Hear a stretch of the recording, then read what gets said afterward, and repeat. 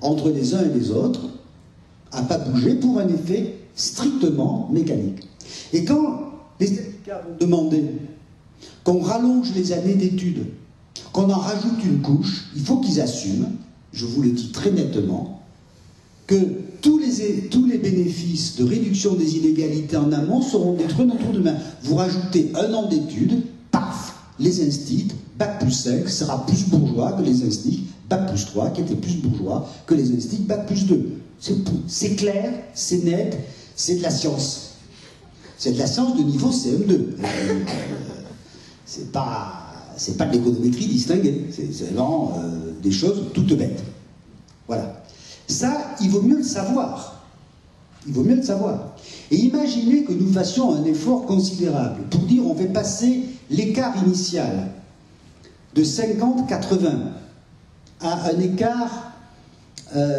allez, les enfants du peuple, on interdit la lecture de Télérama, non, excusez-moi, on interdit la lecture de Télé 7 jours, on oblige à lire Télérama, on interdit TF1, on oblige les gens à regarder Arte, trucs très radicaux, et les enfants du peuple grimpent à 70% de réussite. Imaginez. Ça serait un effort quasi Corée du Nord, si vous voulez. Bon. Qu'il faudrait quand même exercer des contraintes sur les gens. Les enfants de la bourgeoisie, les nôtres d'une certaine façon, ne resteraient pas à 80, ils passeraient à 90. Hein? Eh bien, il suffirait d'une épreuve sélective de plus pour que l'écart se retrouve à la fin ce qu'il était au début. Alors, j'insiste beaucoup là-dessus parce que c'est pas sympathique de dire ça, mais l'égalité des chances, c'est quand même très compliqué dès lors qu'il y a des inégalités initiales. Alors on peut dire, on n'a qu'à changer la société, ok, en attendant, pour une espérance, pour un horizon historique vraisemblable, on va plutôt vivre dans une société dans laquelle il y a des inégalités sociales. Et d'ailleurs, nous qui sommes ici souvent des enseignants, nous faisons partie des privilégiés des inégalités sociales, ne le perdons pas totalement de vue, sauf être d'une mauvaise foi un peu désagréable. Bon. Ça, c'est très important de le savoir pour dire que quand on va dire égalité des chances, il faut savoir quand même que l'on fait une promesse qui va être difficile à tenir. Deuxième élément de la promesse difficile à tenir, c'est que pour qu'il y ait une vraie égalité des chances, il faudrait que l'offre scolaire, alors là, si vous voulez, la demande scolaire est inégalitaire. Bon, c'est pas la faute à l'école, ok. Mais ça supposerait que l'offre scolaire soit parfaitement égalitaire, soit parfaitement équitable. Et comme l'école est dans la société, l'école arbitre les matchs en faveur des favorisés. Je veux dire que Condorcet avait très bien vu cette question-là. Je le dis, c'est une plaisanterie, je ne voudrais pas qu'on m'insulte quand je sortirai d'ici, mais Condorcet avait dit, pour que l'école soit vraiment équitable, il faut que les enseignants n'aient pas d'enfants. Il faut que les enseignants n'aient pas d'enfants. Parce que Condorcet disait, dès lors que les enseignants ont des enfants, ils vont avoir un petit biais. Voilà, c'est d'ailleurs pour ça que dans les vraies religions, les curés ne se marient pas. Comme ça, tout le monde est égal devant Dieu. Bon, voilà. Nous, grâce au ciel, on se marie, on fait des enfants et on les aime. Et donc, toutes les enquêtes sociologiques, toutes, montrent que toutes les écoles du monde ont un biais de jugement favorable à l'égard des enfants les plus favorisés. Non seulement nous sommes, comment dirais-je, les enfants ne sont pas égaux, mais on préfère les plus favorisés. Parce que ils nous ressemblent plus, parce qu'ils sont plus conformes au modèle scolaire, c'est pour ça qu'on préfère les filles que les garçons, par exemple, à l'école, ce qui d'ailleurs ne se transforme pas en avantage pour les filles à la sortie de l'école, et parce que les filles, pour des raisons de contrôle social, de modèles sociaux, elles sont plus, elles enquiquinent moins les gens, elles sont plus, voilà, bon. Et donc, c'est très compliqué, et c'est d'autant plus compliqué que c'est même structurel. Je vais donner des exemples extrêmement simples. Aujourd'hui, on dit qu'on donne plus d'argent au collège de ZEP. Bon. En mettant 3 postes de plus, quelques heures, etc. Et quand vous regardez l'offre scolaire en ZEP, elle est en moyenne de beaucoup plus mauvaise qualité que l'offre scolaire dans un établissement de centre-ville. Pour une raison extrêmement simple, ce sont des profs jeunes qui débutent et qui sont là pour s'en aller. C'est comme ça, pas ici évidemment, mais sur le reste de la planète, vous avez des taux de rotation dans les collèges de banlieue de 60%. 60% des enseignants quittent le collège tous les ans. Vous pouvez toujours faire des déclarations fracassantes sur les équipes éducatives. Quand vous avez 60% des gens qui quittent le collège tous les ans, il n'y a pas d'équipe éducative. D'ailleurs, je le dis très simplement, vous pouvez rajouter des moyens autant que vous voulez, vous n'aurez pas d'effet éducatif décisif là-dessus. On pourrait multiplier d'autres exemples. Alors, je ne vais pas me lancer dans cette histoire, mais quand on fait du calcul économique grossier, du style qui paye, qui gagne. Vous savez, les études, c'est gratuit, mais ça a un coût. Bon, quelles sont les catégories sociales qui payent et quelles sont les catégories sociales qui tirent les plus grands bénéfices des systèmes éducatifs, c'est-à-dire qui obtiennent les études les plus longues, les plus chères et les plus rentables sur le marché du travail, les diplômes qui payent le mieux. Eh bien, vous vous rendez compte que dans l'école élémentaire, c'est plutôt les riches qui payent pour les pauvres, qu'au collège et au lycée, au collège, c'est encore un peu les riches qui payent pour les pauvres, à partir du lycée, c'est les pauvres qui payent pour les riches. C'est-à-dire que plus vous êtes un bon élève, plus vous faites des études longues et qui coûtent cher, et plus vous êtes pauvre, plus vos enfants font des études courtes et qui coûtent pas cher, et donc plus la TVA qui fait que vous payez l'école sert à payer les études des riches. Ce qui s'appelle la gratuité scolaire. Un jour, il faudra bien se poser ce genre de questions désagréables, de mauvais goût, mais si on veut vraiment l'égalité des chances, il va falloir qu'on se muscle très sérieusement, d'abord intellectuellement et ensuite en termes de vertu, parce que, au fond, l'école reste engluée dans un système d'inégalité qui n'est pas simplement l'inégalité des élèves, mais l'inégalité de l'offre scolaire. Voilà. Et ça pose de très grands problèmes d'équité, de justice. Donc on est devant un véritable problème, je dirais pratique.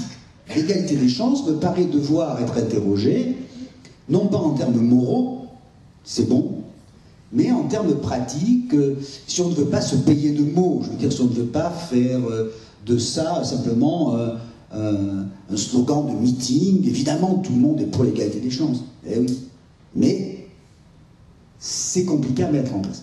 Je reconnais que cette critique, elle n'est pas forte, elle est triviale, elle est même un peu désespérante, elle est même assez réactionnaire, elle dit au fond,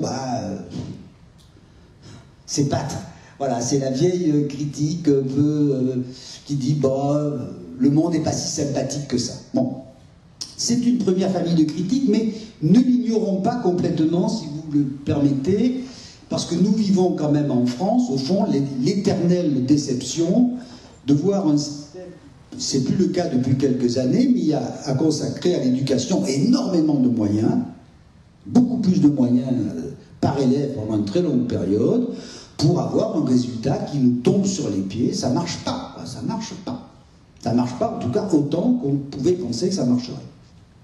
Ça, c'est la première critique. La deuxième critique de ce modèle, c'est une critique plus normative. C'est une critique qui dit au fond que le modèle de l'égalité des chances passe d'un rapport favorisé, défavorisé, exploiteur, exploité, comme vous voulez, à la construction d'une relation sociale du type vainqueur-vaincu. Au fond, dans l'égalité des chances, vous divisez le monde entre ceux qui gagnent et ceux qui perdent. Pourquoi pas? Pourquoi pas? C'est moral, qu'après tout, que les meilleurs gagnent. Bien. Mais si on trouve qu'il est moral que les meilleurs gagnent, si on trouve qu'il est bon, si vous voulez dire autrement, que les vainqueurs de la compétition scolaire tirent tous les bénéfices de de la reconnaissance sociale, des financiers, des meilleurs boulots, au nom de leur mérite, vous avez une conséquence systématique de cette affirmation, c'est que les vaincus de la compétition scolaire doivent, aussi au nom de la justice, avoir les moins bons boulots, le moins de prestige, et il y a quelque chose de cruel dans le modèle de l'égalité des chances, qui est au fond la cruauté du sport, c'est que gloire aux vainqueurs et malheur aux vaincus. Alors dans le sport, on s'en tire pas si mal, parce que dans le sport, il y a des rites de consolation. Au fond, le vainqueur dit au vaincu, t'as pas une chance, on refera le match, etc. À l'école, j'ai jamais vu, moi, les vaincus se faire consoler. Hein, le vaincu, on lui dit, t'avais qu'à bosser, t'avais qu'à travailler, tant pis pour toi. Je veux dire, nous sommes ici tous des gens très sympathiques, mais ça ne nous pose pas de problème métaphysique de dire à un gamin qui a raté son collège, je suis désolé, pour toi, c'est le LEP et ce qui reste du LEP. Je veux dire, pas forcément la filière que tu as choisie. C'est ton triste sort. Si je veux que les vainqueurs aient l'orgueil qui leur revient, parce qu'ils ont réussi, il faut que les vaincus aient l'humiliation qui leur revient. Et ça, c'est pas... Ne croyez pas que ça soit simplement une formule comme ça, pour faire joli. Quand on observe les comportements des élèves, aujourd'hui, ils vivent l'école comme un risque d'humiliation et de violence extrêmement fort. Pourquoi? Parce que quand je faisais des interviews, moi, d'ouvriers, au début des années 80, et des gens qui avaient déjà 50 ans, et que je leur demandais pourquoi vous êtes devenus ouvriers, ces gens me disaient, je suis devenu ouvrier parce que je suis un fils d'ouvrier, que l'école, elle n'était pas faite pour nous. Voilà. Mais je ne suis pas plus bête que quiconque. Quand aujourd'hui je demande à quelqu'un qui a 35 ans pourquoi il est ouvrier, il me dit toujours systématiquement, c'est parce que j'ai fait le con à l'école. Parce que d'une certaine manière, dans un système d'égalité des chances aussi limité que soit le nôtre, si on a réussi, c'est grâce à soi, tant mieux. Si on a échoué, c'est grâce à soi, tant pis. D'où deux conséquences qui ne cesseront de se développer. Violence contre l'école. Je ne veux pas accepter l'image que l'école me donne de moi-même. Et donc, c'est parce que les profs sont des racistes. Ça me soulage de ma culpabilité d'avoir échoué. Et deuxièmement, j'y joue plus. Ce qui nous menace le plus, c'est pas la violence des élèves, ce qui nous menace le plus, c'est des gamins qui vont dire « Vous me faites jouer un match dans lequel je perds tout le temps, et je ne veux plus jouer un match dans lequel je perds tout le temps. Je ne joue plus. Je fais mon travail en maths, je fais pas mon travail en maths, j'ai 4. Je fais mon travail en maths, j'ai 6. Le plus raisonnable, c'est de ne plus le faire du tout.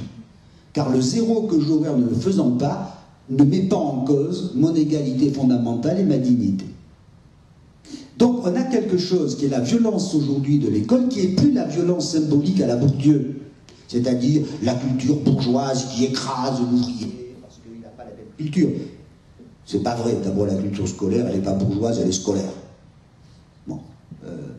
Mais en revanche, tu dois assumer la responsabilité de ton échec. Ça, c'est quelque chose qui est vécu par les élèves. Je ne vous parle pas de manière théorique, mais de manière empirique, qui est vu par les élèves comme extrêmement violent.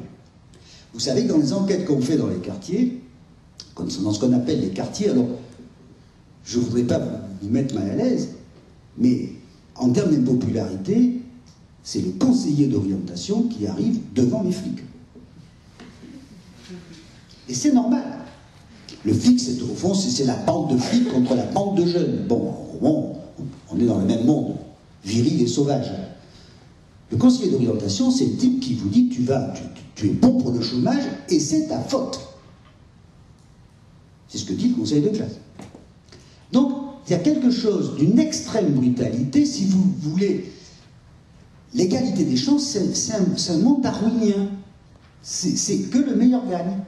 Et plus on met en place, au fond, les conditions véritables d'une équité de la compétition, comme il y a des vainqueurs et des vaincus, eh bien, il faudrait bien que les vaincus assument leur destin. Je vais prendre un exemple pour bien me le faire comprendre. Aujourd'hui, personne ne peut contester l'excellence d'une politique qui dit, quand un gamin dans un quartier défavorisé est de toute évidence un bon élève, et que l'on sait que de toute évidence, s'il reste dans l'école, dans le collège de ce quartier, il va jamais s'en sortir.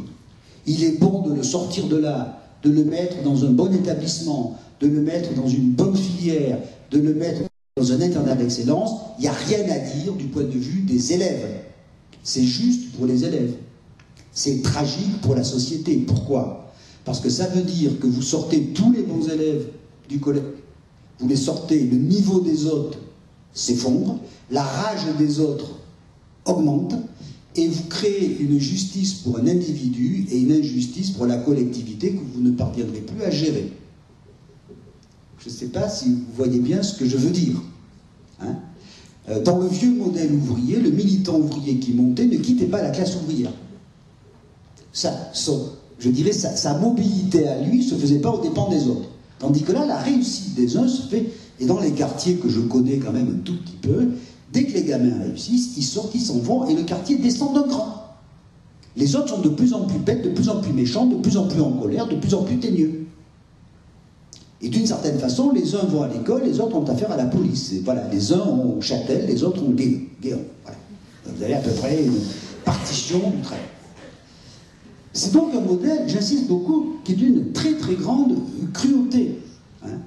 On pourrait montrer d'ailleurs qu'il est d'une très grande cruauté aussi, parce que dans un modèle d'égalité des chances, tout le système scolaire fait que chaque cycle scolaire est la propédeutique du suivant.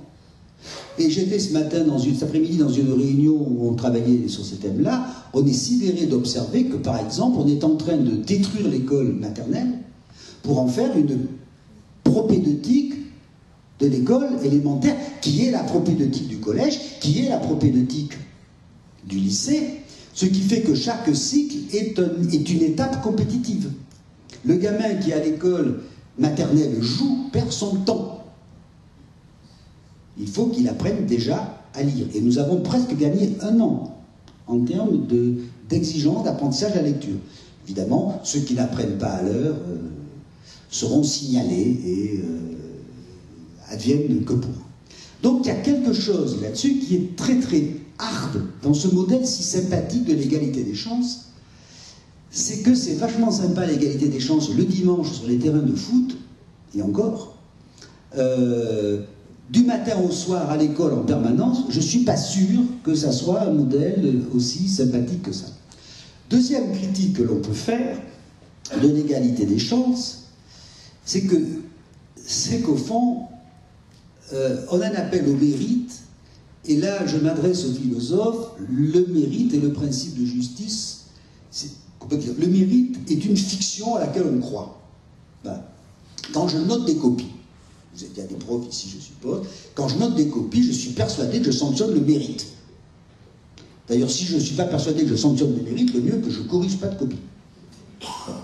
Mais en réalité, est-ce que le bon élève mérite d'être un bon élève?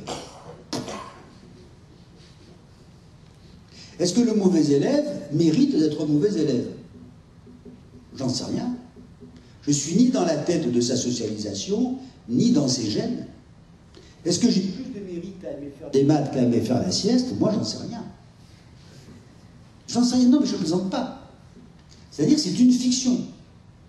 C'est une fiction qui est quand même extrêmement ennuyeuse.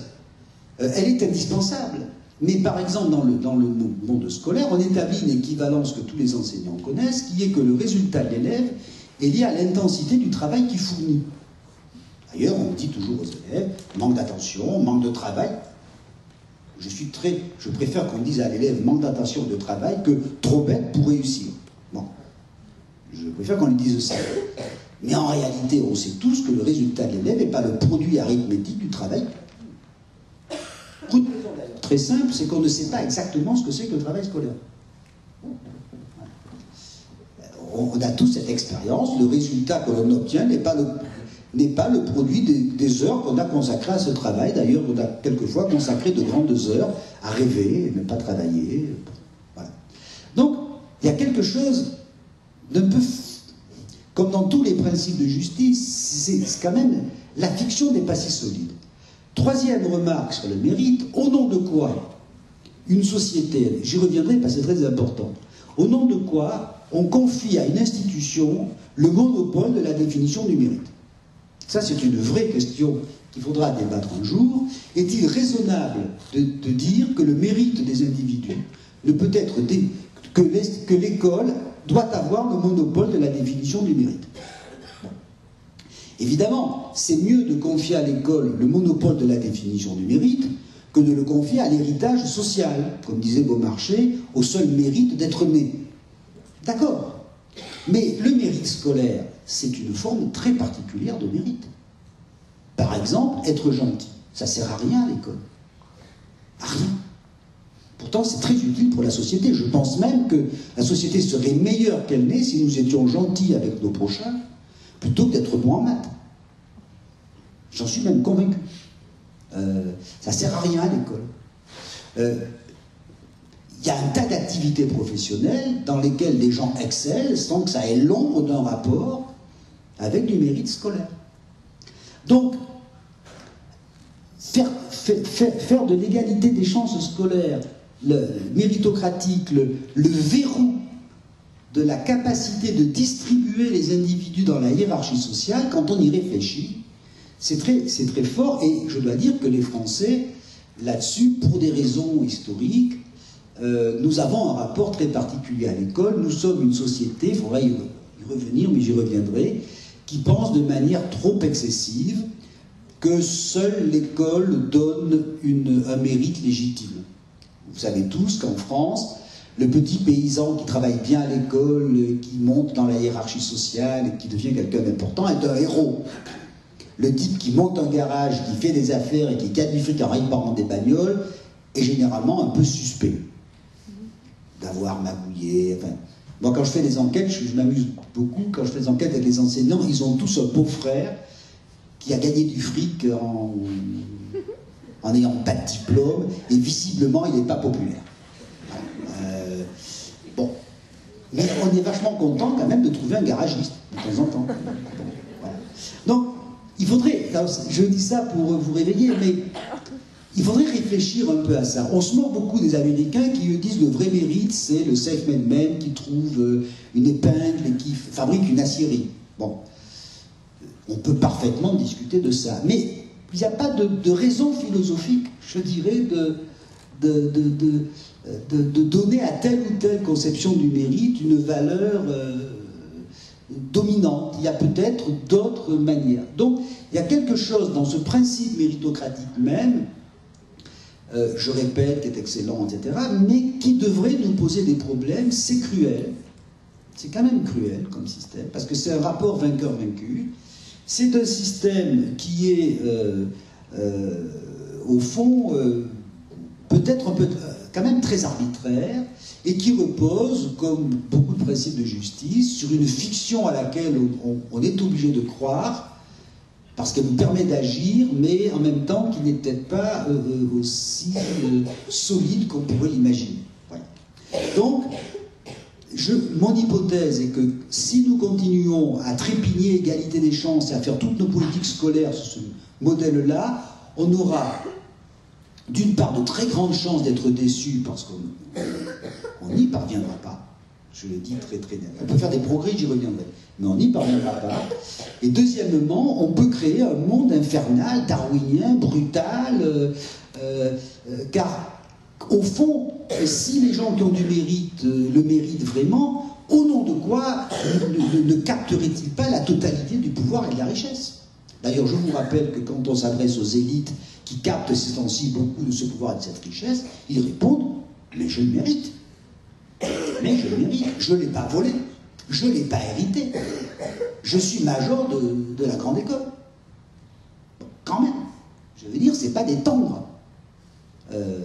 Et ça suppose d'ailleurs que l'autre, qui n'a pas de mérite, eh ben, qui se démerde.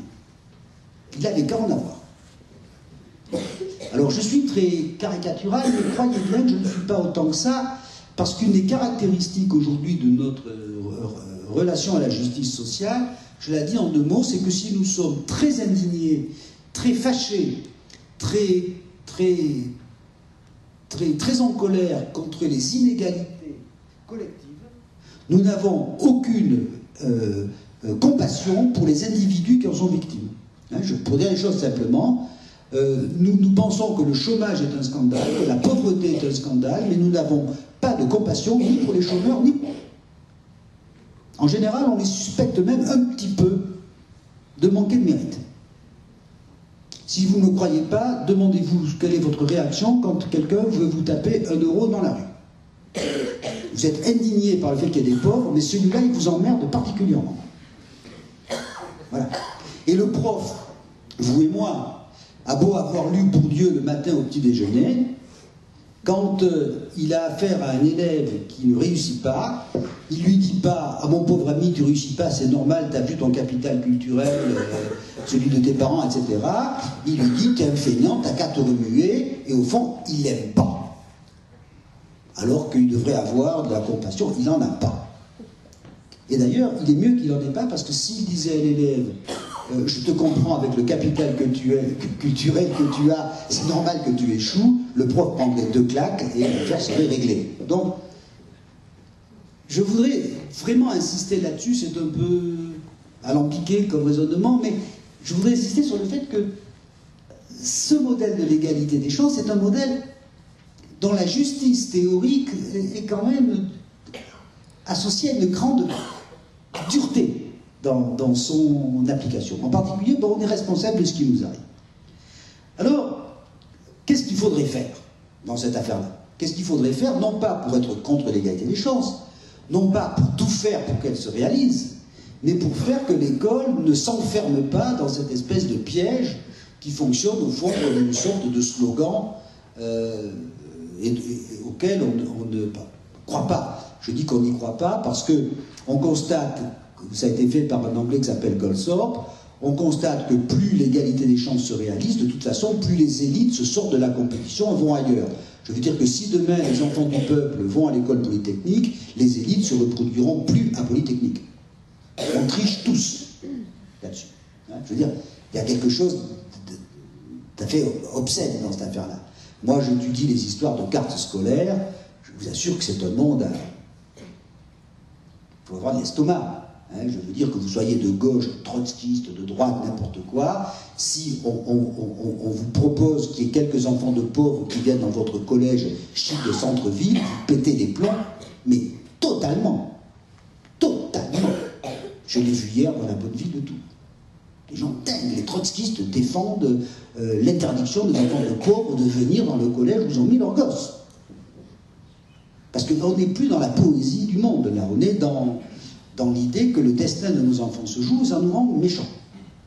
Donc, on pourrait rajouter en plus que, ce serait un raisonnement étrange, mais qu'en fait, je ne suis pas sûr qu'on en veuille tellement de ce système. Donc, je crois qu'il faut, je répète, tout faire pour le mettre en place, mais prendre quelques précautions politiques et philosophiques. La première de ces précautions, donc que faire? La première de ces précautions, c'est renvoie à ce que très célèbre philosophe de la justice américain, qui s'appelle John Rawls, appelle le principe de différence. Qui est au fond, le principe de différence, c'est le vieux principe de la social-démocratie, qui dit toutes les inégalités sont acceptables dès lors que le sort des moins favorisés s'améliore. Autrement dit, peu m'importe qu'il y ait des gamins qui rentrent dans les grandes écoles, dès lors que les plus faibles des élèves en sachent le maximum. Je m'explique. Le vrai scandale scolaire en France, c'est pas qu'il y ait que 3% d'enfants d'ouvriers à l'école polytechnique.